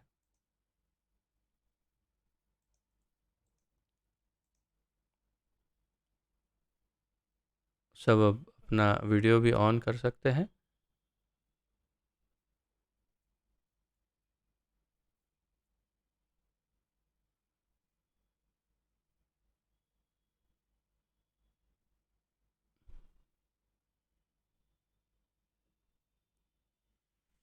तो किसी का कोई प्रश्न है या जिज्ञासा?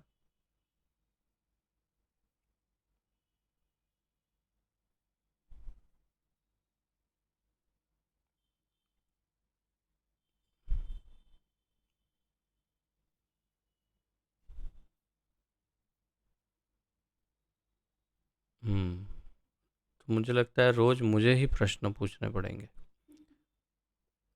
क्योंकि दूसरों का किसी का कोई प्रश्न नहीं, तो मैं ही प्रश्न पूछता हूँ।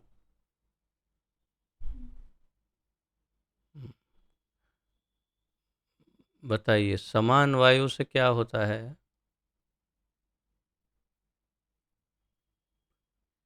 सामान इधर से उधर, है ना? समान वायु सामान इधर से उधर पहुंचाता है। क्या होता है समान वायु से? प्रश्न है या उत्तर दे रहे हो? आंसर।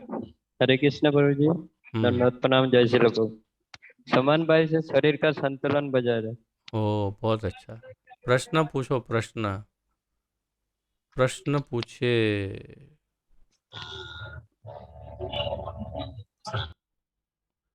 किसी का कोई प्रश्न हो तो पूछ सकते हैं। हाँ, गिरधारी प्रभु।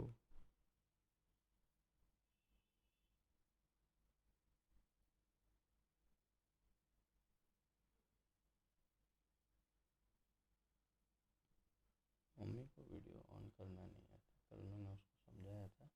May be you can ask her. उसके बाद में वीडियो ऑन बटन दबाओ तो वीडियो चालू। हाँ, वीडियो। हरे कृष्णा प्रभु जी, चरण धन्यवाद प्रणाम। धन्यवाद। बोलिए प्रभु। हरे कृष्ण प्रभु जी, जीवात्मा किस तरह का इंद्रिय और प्राण वायु का मिल के काम करता है शरीर का अंदर? क्या बता रहे हैं? जीवात्मा इंद्रिय और प्राण वायु का साथ कैसे काम करता है शरीर का अंदर? प्रश्न क्लियर नहीं हो रहा है, मुझे ये सुनाई भी नहीं दे रहा है और समझ में नहीं आ रहा है क्या पूछना चाह रहे हैं। हरे कृष्ण प्रभु जी। हाँ, एक जस्ट मिनट। प्रभु जी, मेरा एक प्रश्न है। हाँ हाँ। ये शरीर का अंदर जो जीवात्मा है, जीवा? तो इंद्रिय और जीवा प्राण क्या है? वायु जीवा, मिलके किस जीवा तरह जीव? काम करते? जीव? शरीर के अंदर जो जीवात्मा। जीव है, जीव, हाँ, जिह्वा। जीवा। अरे, जीवा नहीं, जीवात्मा। Let me listen to him. जीव आत्मा? हाँ, हाँ, उसका क्या? और उसका जो प्राण वायु और इंद्रियों का साथ, इंद्रिय और प्राण वायु मिलके कैसा किस तरह काम करता है शरीर का? अब मैं तो यही तो बोल रहा था कब से कि ये सारी इतनी ज़्यादा टेक्निकल डिटेल है कि उसको अगर जानना हो तो आप पतंजलि योग सूत्र जहाँ पढ़ाते हैं उस केंद्र में चले जाओ और उस पतंजलि योग सूत्र को उठाओ और पढ़ना आरंभ करो, उसमें डिग्री हासिल करो। फिर ये सारे उत्तर मिल जाएंगे कि वो कैसे ये काम करता है मिल करके। ऐसे टेक्निकल डिटेल प्रश्न प्रश्न पूछने का कोई मतलब नहीं है, क्योंकि ये सब उत्तर तो मेरे पास भी स्वाभाविक रूप से नहीं होंगे ना। हम लोगों ने कभी पतंजलि योग सूत्र का अध्ययन किया ही नहीं, और जितना जरूरी था प्रभुपाद जी ने यहाँ दिया। अगले अगले श्लोक के अंदर और थोड़ी जानकारी देंगे इस वायु विषय में और ये सब थोड़ा बहुत, लेकिन जितनी ज़रूरत थी उतनी दे दिया प्रभुपाद जी ने। अब इससे ज़्यादा टेक्निकल डिटेल की ज़रूरत नहीं है तो नहीं बताया। और हमें पतंजलि योग सूत्र को स्टडी करके क्या करना है? वो कैसे? देखिए, ये ऐसी बात है कि आप एक डॉक्टर के प्रश्न पूछ रहे हैं, जैसे लीवर कैसे काम करता है। अब हम क्या करेंगे, लीवर कैसे काम करता है? कि लीवर क्या काम करता है ये प्रश्न ठीक है, लेकिन लीवर कैसे काम करता है उसके लिए तो कितना सारा पढ़ना पड़ेगा, क्या क्या समझना पड़ेगा। तो ये सब हमारे लिए कहाँ ज़रूरी है। इसीलिए प्रभुपाद जी ने जितना ज़रूरी है उतना ज्ञान दे दिया। कैसे करता है कंट्रोल, वो नहीं बताया। ये बता दिया कि जीवात्मा इंद्रियां और सारे वायुओं को सब कुछ मिला करके प्राण वायु का उपयोग करके ये कार्य करता है, बस उतना बता दिया, उतना ही पर्याप्त है। अन्य जगह पर, एक जगह पर प्रभुपाद जी थोड़ी टेक्निकल डिटेल देते हैं, जहाँ पर वे बताते हैं कि हृदय में परमात्मा और जीवात्मा दोनों बैठते हैं। जीवात्मा जहाँ बैठ रहा है परमात्मा के साथ, वहीं से ऊर्जा की उत्पत्ति होती है, एनर्जी। और प्राण वायु की उत्पत्ति भी आत्मा में से ही हो रही है, और वही प्राण वायु हृदय में से उत्पन्न होकर के पूरे शरीर के एक एक कोने कोने, छिद्र छिद्र तक पहुंचती है प्राण वायु। तो प्राण वायु को शरीर में घुमाने का कार्य आत्मा का है, जो हृदय में बैठे बैठे करता है, और उसके द्वारा ही फिर जैसे जिसे हम अंग्रेजी में कहते हैं आरबीसी, रेड ब्लड कॉर्पस्कल्स, और इत्यादि, ये सब बनने की प्रक्रिया जो है, खून बनने की प्रक्रिया, वो सब हृदय तभी कर पाता है जब आत्मा अंदर बैठे बैठे उसे चलाता है। तो तात्पर्य थोड़ी ऐसी टेक्निकल डिटेल्स मिल सकती है थोड़ी बहुत, लेकिन वो हमारे लिए उतना जरूरी नहीं है। इतना पर्याप्त है कि आत्मा इंद्रियों का उपयोग करते हुए प्राणवायु को सब जगह पहुंचाता है, बस। ठीक है।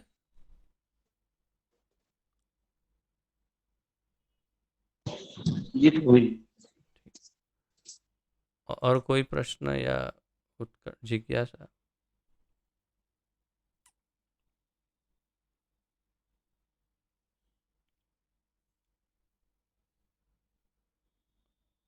हाँ, दिलीप प्रभु।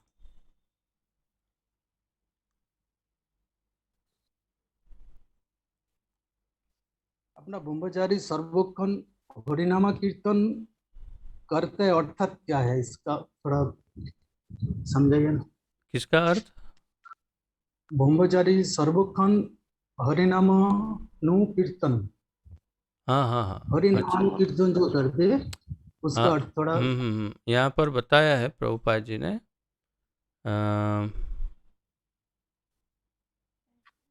इसके पहले वाले में, वो शब्द जिसका उपयोग किया है, कहाँ है? हरिनामानु कीर्तनोत्तम। हाँ हाँ, मैं बता रहा हूँ, मैं मेरे सामने आने। शुद्ध ब्रह्मचारी सदैव हरेर नामानुकीर्तनम, अर्थात भगवान के यश के कीर्तन तथा श्रवण में ही लगा रहता है।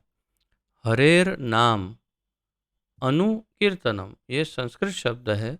इसका अर्थ है हरि के नाम का सदैव कीर्तन करना, उसे हरे नामानुकीर्तनम, हरि के नाम का कीर्तन करना, उसे कहते हैं हरेर नामानुकीर्तनम।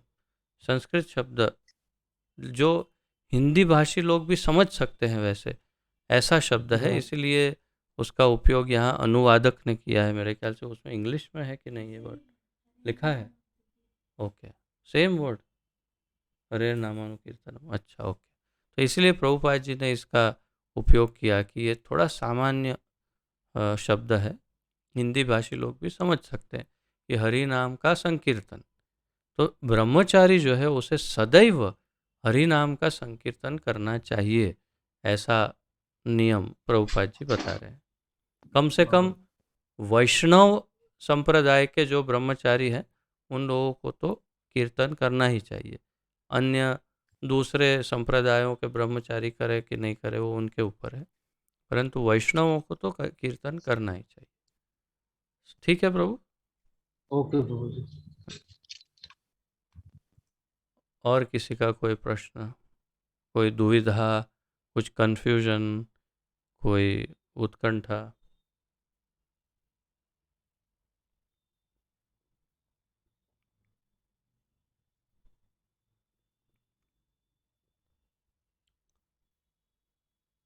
हो गया?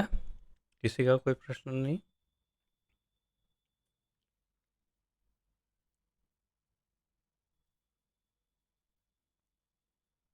इसका अर्थ मैं ये समझता हूँ कि जो कुछ भी आज हमने समझने का प्रयास किया, विशेष रूप से गृहस्थों के लिए, वो सब आप बिल्कुल स्पष्ट रूप से समझ गए, और इसमें कोई संशय नहीं और कोई दुविधा नहीं, और वैसा ही जीवन अब आप आज से सब जीने वाले हैं, एकदम कंट्रोल्ड जीवन, ये मैं अब मान लेता हूँ। नेताए प्रभु। हरे कृष्ण प्रभु जी, दंडवत प्रणाम। जय श्री प्रभुपाद जय। गुरु महाराज। प्रभु जी, जैसे सन्यासी के बारे में बताए थे, जो सन्यासी को ये कलियुग में सन्यास लेना उचित वर्जित है, महाप्रभु ने मतलब हमारे जैसे बद्ध जीव के लिए सन्यासी लिए थे, तो हम गृहस्थ में रह के सन्यासी का कर्म कर सकते हैं या ये बहुत उसके अच्छा बारे प्रश्न, में? ये बहुत ही अच्छा प्रश्न पूछा। बहुत ही उपयुक्त और बहुत इंटेलिजेंट प्रश्न है ये, कि हम गृहस्थ जीवन में रहकर भी सन्यासी जैसा जीवन जी सकते हैं। ऐसा प्रश्न, ऐसा ही है ना प्रश्न? ठीक है ना निताई प्रभु? तो हाँ जी बाबू जी, प्रश्न यही है, हाँ, थोड़ा कंफ्यूज हूँ। प्रश्न यही है कि हम गृहस्थ में रह के सन्यासी धर्म का कैसे पालन करें? वही बात है। Very good. तो प्रश्न बहुत ही उत्तम है, मुझे बहुत पसंद आया और योग्य भी प्रश्न है, क्योंकि हम लोगों को तो वही करना है वास्तव में। लेकिन वास्तविक संन्यास धर्म जो है ना, वास्तविक संन्यास धर्म, वो इतना ज़्यादा कठोर और कठिन है कि वास्तविक सन्यासी भी आज के युग में उसे नहीं कर सकता, हो ही नहीं सकता। इतना अधिक कठिन है संन्यास धर्म। चतुर्मास में एक ही जगह पर बैठ जाना पड़ता है। कौन बैठ सकता है? चैतन्य महाप्रभु चतुर्मास में एक जगह पर रह जाते थे, लेकिन और उन इस युग के सन्यासी तो सब पालन करते भी थे। आज कौन कर सकता है? चतुर्मास में अगर हम एक जगह बैठ जाएंगे तो प्रचार कैसे होगा? तो मेरा ये तात्पर्य है कि एक सन्यासी भी आज सन्यास धर्म का पालन नहीं कर सकता पूरा, तो फिर हमारे लिए तो प्रश्न ही नहीं है। तो उस दृष्टिकोण से नहीं हो सकता। लेकिन सन्यासी का कार्य क्या है? उसका कार्य है भगवान का भजन, भक्ति, सेवा, और सबसे मुख्य है प्रचार और प्रशिक्षण। अर्थात दूसरों को शिक्षण देना, प्रशिक्षण और प्रचार करना। और सबसे महत्वपूर्ण बात है परिव्राजक होना। परिव्राजक, हम प्रणाम मंत्र में कहते हैं परिव्राजकाचार्य अष्टोत्तर शत। परिव्राजक आचार्य अर्थात जो पूरे विश्व में भ्रमण करे और प्रचार करे, उसे परिव्राजक कहते हैं।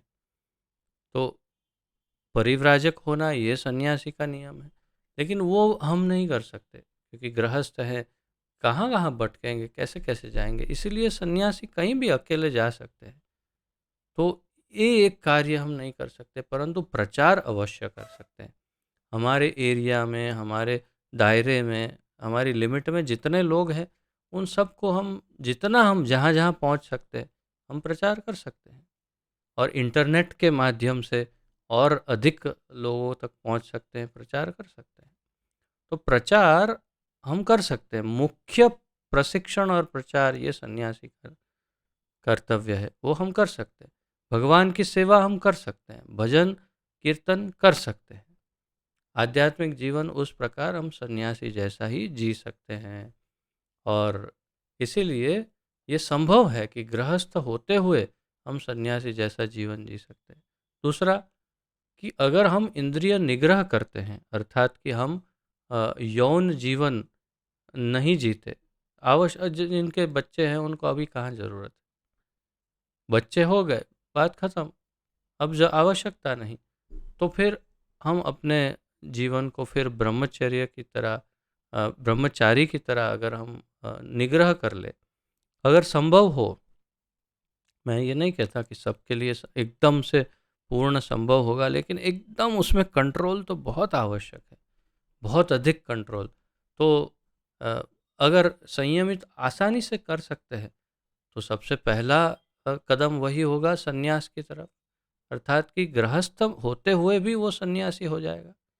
तो इस प्रकार और फिर आहार में, हमारे सामान्य आचरण में, सब में, बोलचाल में, सब में हम अगर कंट्रोल लाना आरंभ कर देंगे, मुक्त सब मुक्त नहीं, सब कुछ कंट्रोल्ड, तो हम अपने आप ही सन्यासी बन जाएगा। अर्थात उसे गृहस्थ सन्यासी कह सकते हैं। प्रभुपाद जी ने ये शब्दों का प्रयोग किया भी है अपने वक्तव्यों में कि उसे गृहस्थ सन्यासी कह सकते हैं।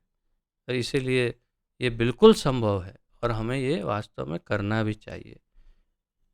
कम से कम प्रयास तो करना ही चाहिए ऐसा होने का। आपका प्रश्न का उत्तर मैं दे पाया प्रभु, या कुछ और बाकी रहा? जी प्रभु जी, थैंक यू। हरे हरे कृष्ण। कृष्ण। और किसी का कोई जिज्ञासा प्रश्न?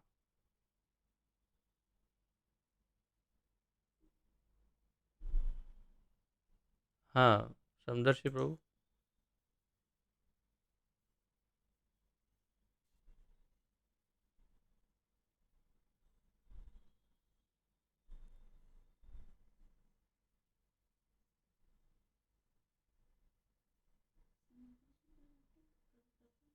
शायद। हाँ, बोल बताइए समदर्शी प्रभु।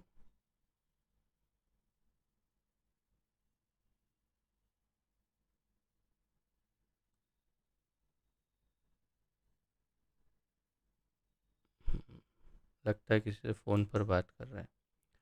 तो ठीक है, यदि किसी का कोई प्रश्न आदि ना हो तो फिर विराम लेते हैं और फिर कल यहीं से आगे बढ़ेंगे 28वें श्लोक से। हमने आज 27 तक किया, 28वां श्लोक।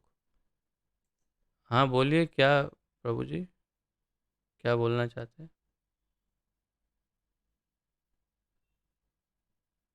अनम्यूट करना होगा आपको, बात करनी हो तो।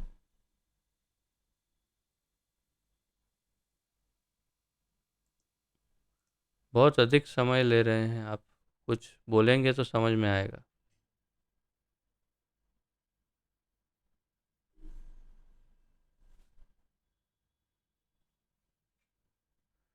ठीक है, तो आइए प्रणति निवेदन करते हैं और विराम लेते हैं, क्योंकि लगता है उनका कुछ फ़ोन पर किसी से बात चल रही है।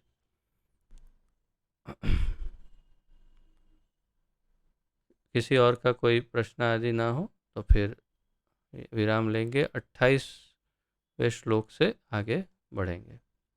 ठीक है।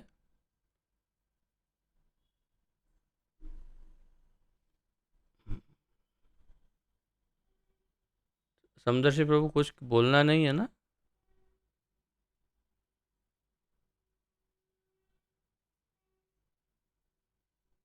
आप बहुत ढीले हैं। या तो मुंह से कुछ बोलिए तो समझ में आए, या फिर कुछ आवाज़ कुछ आए तो समझ में आएगा।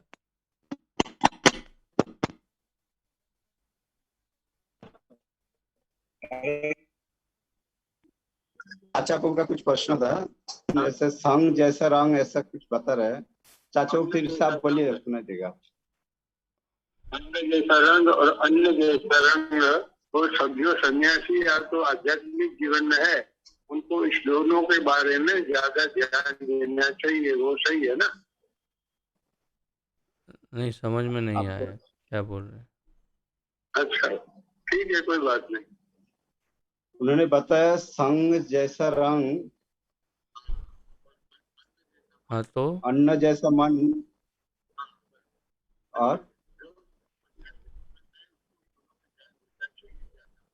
जो आध्यात्मिक जीवन में उसमें उसको ये दोनों में ध्यान देना चाहिए कि नहीं, ये पे पूछ रहे हैं चाचा। हाँ, मतलब ये तो एकदम सामान्य बुद्धि की और एकदम क्या बोलते हैं उसके शुरुआती बातें हैं कि हम तो केवल प्रसाद ही ग्रहण करते हैं, इसलिए हमारा अपने आप ही मन संयमित हो ही जाता है, क्योंकि हम प्रसाद ग्रहण करते हैं। और हमें केवल साधु संग ही करना होता है। हम केवल भक्तों का ही संग प्राप्त करते हैं और संग करते हैं, दूसरे अन्य किसी का भी संग करते हैं तो अगर केवल काज के लिए, काम के लिए, औपचारिकता, अधिक उठते बैठते नहीं है दूसरों के साथ, केवल भक्तों के ही साथ उठना बैठना हमारा हमारा आदान प्रदान रहता है। और उस दृष्टिकोण से देखेंगे तो हम साधु संग और प्रसाद की प्राप्ति से हमारा काफ़ी हद तक सारा जो कंट्रोल है मन और हमारा आचरण वो सब अपने आप कंट्रोल में आ जाता है। तो भक्तों के लिए प्रसाद और साधु संग बहुत महत्वपूर्ण है। ये बिल्कुल शुरुआती नियमों में से एक है। आदौ श्रद्धा, ततः साधु संग, फिर भजन क्रिया, फिर अनर्थ निवृत्ति। तो साधु संग तो एकदम शुरुआत में। ठीक है। ठीक है। हाँ, ओके। तो फिर विराम लेते हैं प्रणति निवेदन करके। पतित पावन जगत गुरु श्रील प्रभुपाद की जय। पतित पावन गुरुदेव की जय। निताय गौर प्रेमानंदे। हरि हरि बोल। आप सबके चरणों में प्रणति निवेदन, दंडवत प्रणाम। आप सबका बहुत बहुत धन्यवाद। हरे कृष्ण।